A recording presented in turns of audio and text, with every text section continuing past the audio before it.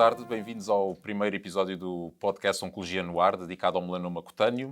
O meu nome é Rui Fernandes, eu sou médico de família, responsável pelo departamento médico da Pierre Fabre Oncologia, e temos connosco neste episódio a Patrícia Melo, a quem foi diagnosticado um melanoma em 2011 e que aceitou vir aqui contar um pouco da sua história.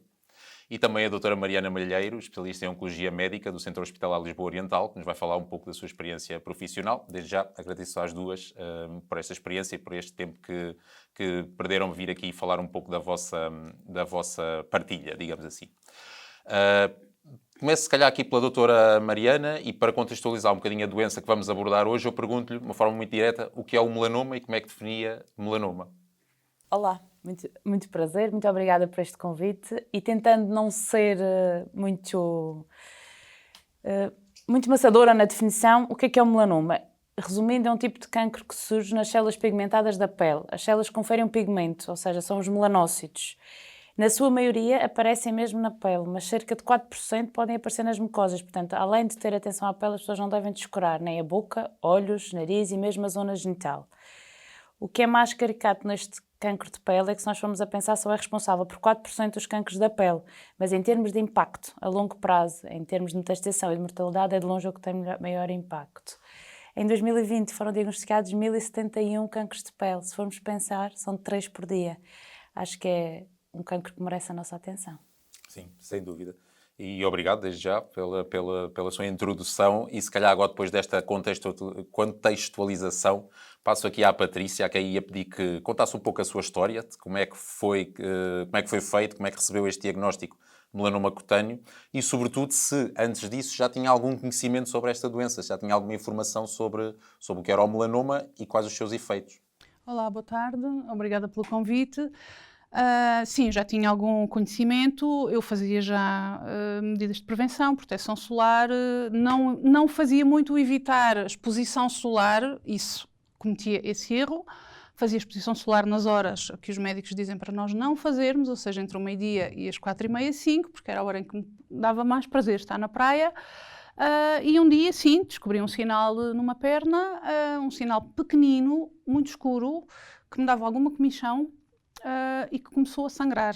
Fui ao dermatologista, o sinal foi retirado e passado 3 semanas, um mês, veio o diagnóstico. Era um melanoma maligno, tive que fazer nova cirurgia para tirar o tecido circundante ao melanoma.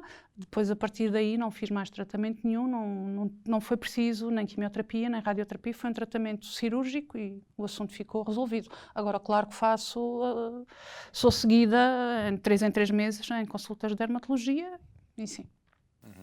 Mas, portanto, antes de ter recebido este diagnóstico, estava já consciente da prevenção, do que é que era preciso? Apesar de, sim, mas sim, estava perfeitamente consciente da prevenção que era preciso fazer. Ok, muito bem. Para ter também aqui um bocadinho a opinião de quem acompanha e trata os doentes, e neste caso doentes, também provavelmente neste estadio em que foi diagnosticado o melanoma à Patrícia, mas calculo que a sua maioria, doutora Mariana, é doentes com um estadio mais avançado. Qual é a sua opinião sobre o conhecimento que há na população portuguesa sobre esta patologia? Se é um conhecimento adequado, sobretudo considerando que Portugal é um país com muita exposição solar, em que as pessoas gostam muito de ir à praia, e, portanto, qual o nível de conhecimento da população em geral? Eu acho que a Patrícia é a exceção à regra, muito sinceramente. Acho que não há grande... Quer dizer, até há algumas campanhas de prevenção nesta fase do ano. Começam-se a ver agora, as próprias marcas de estética fazem algumas campanhas. Mas eu acho que as pessoas, no geral, não têm conhecimento. Até porque, se nós formos a pensar, nós, atualmente, a minha geração, que está nos 30, 40, 50, vai ser a geração que está em maior risco agora de ter melanoma. Se nós recuarmos no tempo, se agora não há conhecimento, há 30 é muito menos. Portanto, é normal que os números a incidência esteja a aumentar.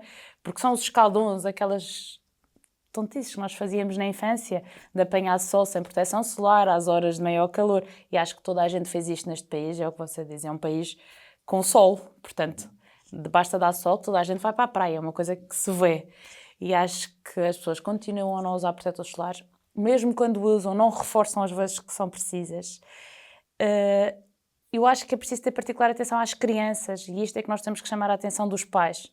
Há um estudo muito giro que saiu num diário americano, que é efetivamente que os homens casados têm muito menos risco de melanoma do que os homens solteiros, porque são as mulheres que lhes põem o protetor solar. É verdade. E a verdade é que isto é mesmo uma chamada de atenção, porque quer para as crianças, quer para os adultos, é mais do que pôr o protetor solar, é repor o protetor solar. E acho que nós não temos claramente em atenção a estas questões. E então, na sua opinião, de alguém que trabalha muito diariamente, não é, com doentes com cancro de pele e melanoma em particular, o que é que poderia ser feito a nível da população em geral para sensibilizar realmente a população portuguesa para a necessidade deste problema? E, sobretudo, agora estamos a entrar no verão, este fim de semana já vem aqui um bocadinho mais de calor e, portanto, muito provavelmente seria útil. Isso é um tema que eu já pensei várias vezes, efetivamente. Por exemplo, acho que nas escolas devia haver prevenção primária logo para as crianças. Mesmo incutir a utilização do chapéu, do protetor solar. Os miúdos nas fardas, nas escolas, nunca têm um chapéu. E Portugal é um país com muito sol. Se calhar estes atos pequeninos, desde o início nas crianças, vão fazer com que haja uma transformação muito grande na adolescência e na vida adulta. Isto falando nas escolas. Se formos a pensar nos centros de saúde, eu acho que as campanhas de sensibilização não deviam ser sazonais. Acho que se devia incutir, principalmente, não ter uma consulta de dermatologia, mas se calhar ter um dermatologista que fosse aos centros de saúde fazer um rastreio, fazer mais frequentemente alguma consulta. O médico de família está preparado para identificar lesões cutâneas diferentes e ter um dermatologista de apoio que pudesse ir lá. E isto das campanhas, era o que eu já estava a dizer, não devem ser sazonais. E acho que é muito importante mesmo a instrução às pessoas, que se nós temos tempo para tudo, porque não uma vez por ano ir a uma consulta de dermatologia, fazer uma avaliação completa dos sinais, principalmente as pessoas que são louras, que têm pele clara ou desclaros, há fototipos que são mesmo mais de risco. Portanto, se nós temos tempo para tudo, uma hora, meia hora no dermatologista, acho que também não é tanto do nosso dia-a-dia. Isto são assim exemplos rápidos de coisas que me lembrei, mas tenho muitas outras ideias. Ok, se calhar devolvi aqui um bocadinho a pergunta à Patrícia, só para lhe perguntar. Eu já disse há pouco, continuo em acompanhamento, mas mantém algum hábito de vigilância? Mantenho os meus hábitos de vigilância, estou sempre atento aos sinais, à cor, à dimensão, se sangra, se dá mais comichão, tenho sempre esse cuidado. Faço uma boa hidratação da pele, sempre que estou exposta ao sol, sim, sempre com proteção 50+, e com reposição várias vezes. Na praia, muitas vezes à sombra, mesmo à sombra e com uma camisola, um vestido ou o que for, sempre com proteção de creme, sim, fundamental. Era essa até a minha pergunta seguinte, é o que é que o facto de ter tido o diagnóstico, este diagnóstico de melanoma, alterou o seu hábito, não tanto quando vai à praia, porque isso já disse que alterou, mas sobretudo no dia-a-dia. Se tem alguma preocupação diária com a exposição solar? Tenho. Não fazia proteção solar na vida do dia-a-dia de cidade, isso não fazia. Hoje em dia, sim, não saio de casa de manhã sem um protetor 50+, na parte que está exposta, cara, mãos, braços, pés, tornozelos, sim, isso tudo, sim. Passei a ter esse cuidado que não tinha. Punha um creme normal, hidratante, e não me preocupava. Quando for para a praia, logo ponho um protetor solar, porque nessa altura é que se deve pôr. Não, a doutora Mariana diz com toda a razão, sim. Somos um país de sol e é preciso e os raios ultravioleta são iguais à sombra ou na exposição direta. Ainda bem que pegou nisso, porque eu por acaso ia dizer isso. Eu acho que é importante ter isso em atenção. Não é por estarmos à sombra que estamos protegidos da radiação ultravioleta. Pronto, e acho que o protetor solar todos os dias não custa. Há protetores solares com base, se as senhoras preferirem. Há protetores solares todas as cores e feitios, todas as texturas, transparentes, brancos. Acho que não custa pôr nas zonas de exposição solar. Certo. Sim, sobretudo, eu penso até naquela tipo de população que tem profissões, por exemplo, mais expostas ao sol, quem trabalha no campo, etc. Não há muito esse hábito. Penso que concorda comigo que não há muito esse hábito de... Concordo plenamente consigo, e nós, se formos pensar, temos um Alentejo enorme com imensa agricultura, temos imensa pesca. As ilhas, o litoral todo vive da pesca em muitos sítios, e as pessoas não têm essa atenção. Por isso é que eu acho, e por isso é que eu estava a dizer, ninguém pensa nas escolas, mas isto só uma parte da minha experiência. Eu estive na Austrália e, efetivamente, os miúdos nas escolas, nas fardas, têm chapéus. E eu achei aquilo muito engraçado, porque os miúdos são treinados para a proteção solar. Têm um chapéu de palha de aba grande. E aquilo é giro, eles acham aquilo giro. E acho que se fossem incutidas medidas pequeninas no dia-a-dia, se calhar depois era mais fácil o controle. Sim, concordo também, acho que sim. Continuando e passando aqui agora à Patrícia mais uma vez. Na altura em que recebeu o seu diagnóstico, ou até posteriormente, não sei, Alguma vez sentiu alguma necessidade de recorrer a alguma instituição, alguma associação ou mesmo de fontes para procurar esta informação? E se sim, onde é que conseguiu ter esta informação sobre esta doença mais fidedigna e adequada às suas necessidades ou que estava à procura? Fiz alguma pesquisa, tive aconselhamento médico da dermatologista que me tratou na altura, médico de família, o internista, sim, tive algum acompanhamento médico. Associações, não procurei. Especificamente de melanoma, não procurei. Não procurei, não foi por não sentir necessidade, mas não quis viver muito centrada naquele problema, não quis dar muita importância a uma coisa que podia ser mais ou menos vivida com tranquilidade, e não quis estar naquela ansiedade de ir à procura de... Às vezes demasiada informação também é contraproducente, e às vezes temos que saber gerir um bocadinho informação que me foi transmitida pela dermatologista, pelo médico de família, pelo meu internista, foi suficiente para me tranquilizar, para me informar, e eu na altura não senti necessidade de mais. Isto é algo que os doentes procuram? Mais informação sobre a doença? Alguma?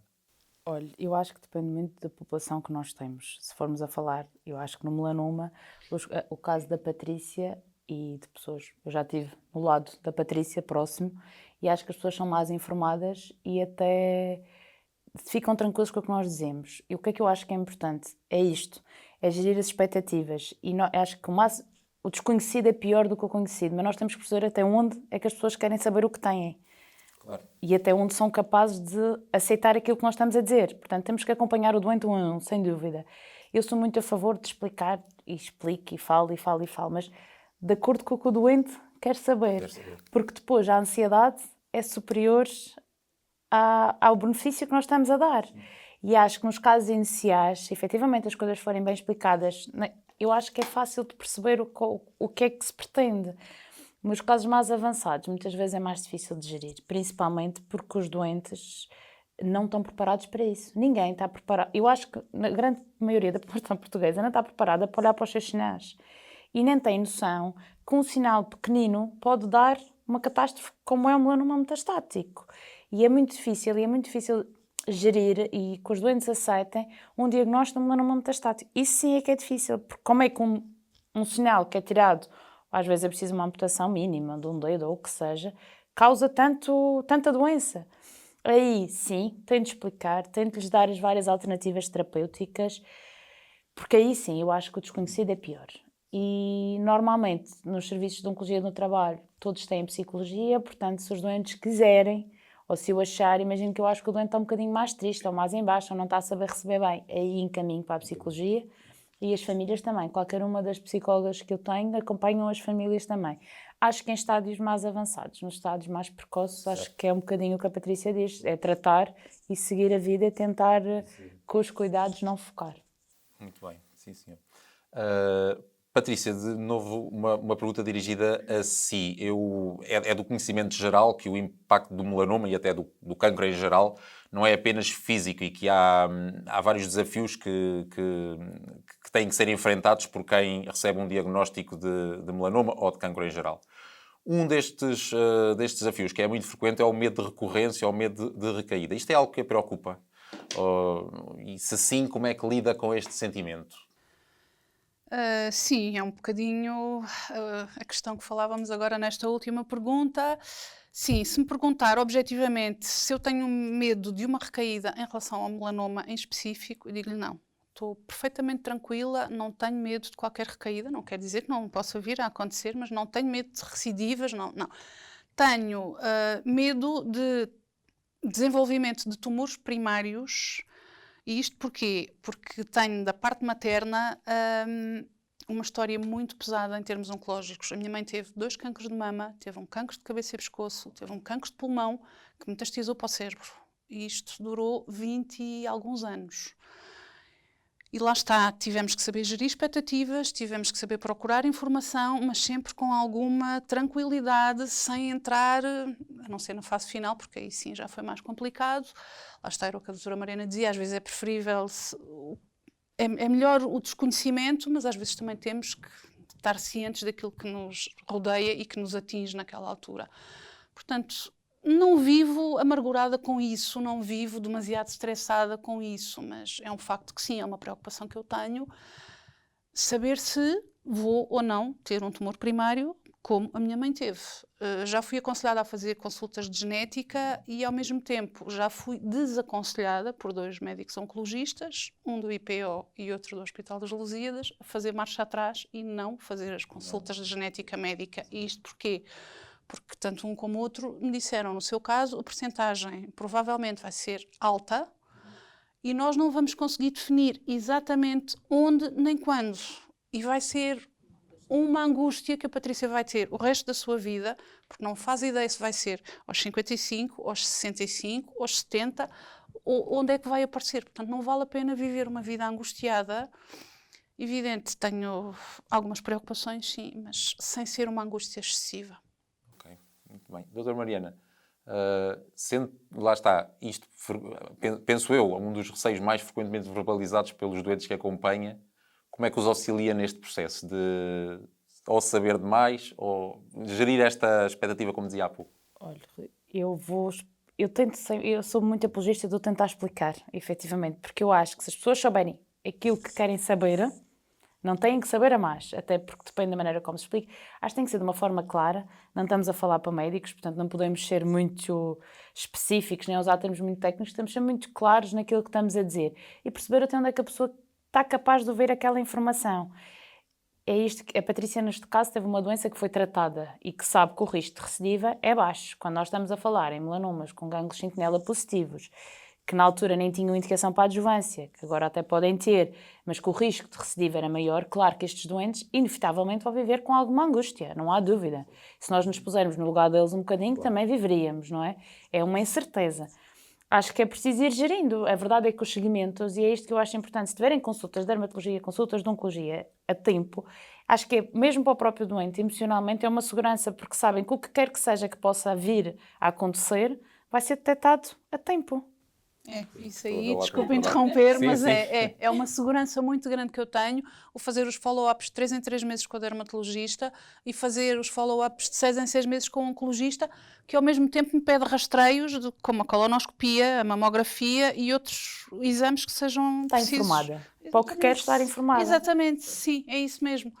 Lá está, quem procura acha. Portanto, às vezes não é conveniente andar muito à procura de... Temos informação suficiente, sabemos gerir aquela situação, sabemos lidar com aquelas emoções, é o suficiente. Não sabemos, procuramos acompanhamento, como a doutora Mariana disse, acompanhamento psicológico que nos ajude a encontrar ferramentas e estratégias de defesa para essas ansiedades e esses medos e essas angústias. E acho que a nossa relação com os doentes na oncologia permite-nos isso.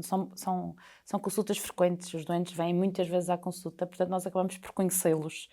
E acabamos por ter uma relação mais próxima. Também muitas vezes somos aqueles de quem eles ouvem a má notícia, com quem têm que lidar com a má notícia à primeira vez. E acho que é fácil para nós também, se tivermos uma relação boa com os doentes, perceber o momento em que eles precisam de mais ajuda, além do que aquela que nós podemos dar. E acho que os serviços de oncologia cada vez mais trabalham com equipas extraordinárias. É mesmo multidisciplinar e acho que tem-se notado uma diferença muito grande. Tenho tido um acompanhamento da parte da minha equipa que me segue em termos de oncologia excepcional. Excepcional. Excepcional. Muito bem. Estamos quase no fim do tempo, mas queria só fazer uma última pergunta para concluir e vou dirigir esta pergunta à doutora Mariana, que, como já referiu aqui, está normalmente envolvida também no tratamento de doentes com melanoma em fases mais avançadas. E eu pergunto-lhe em que medida é que tem envolvido a abordagem clínica a estes doentes, nomeadamente no que respeita aos tratamentos. O que é que se pode oferecer agora e em que medida é que isso alterou? A abordagem clínica mudou em tudo, em tudo. Se nós formos recuar no tempo antes de 2010, há 5 anos tínhamos 5% dos doentes com doença metastática vivos. Agora estamos numa era em que 1 em cada 3 estão vivos. Portanto, estamos a falar numa diferença muito grande. Durante muitos anos só tínhamos quimioterapia. Quando havia resposta, a resposta era por curto tempo. As recidivas eram mais agressivas ainda do que quase o tratamento, do que a doença inicial, e os prognósticos eram péssimos. Desde 2010 apareceu uma série de medicamentos novos, desde a imunoterapia, a terapêuticas-alvo, que inicialmente foram usadas em doença metastática, que mostraram benefício de sobrevivência, livres de doença. Depois, mais recentemente, passaram para o setting da adjuvância. Portanto, atualmente nós já fazemos tratamento para prevenir que volte a haver doença. Portanto, eu acho que hoje em dia temos eu não vou dizer imensa, porque já temos alguma diversidade. O grande problema é que nem todos os doentes podem fazer estas terapêuticas e nem todos os doentes respondem quando podem fazer. E aí voltamos a fechar um bocadinho o leque.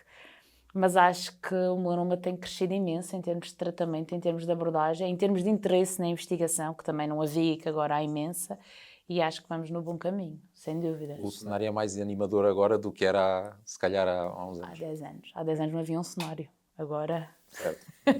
Muito bem. Bem, concluímos assim este primeiro episódio do podcast Oncologia no Ar. Eu agradeço muito às duas convidadas de hoje, à Patrícia e à doutora Mariana, pela esta conversa muito interessante. Muito obrigado e até ao próximo episódio. Obrigada.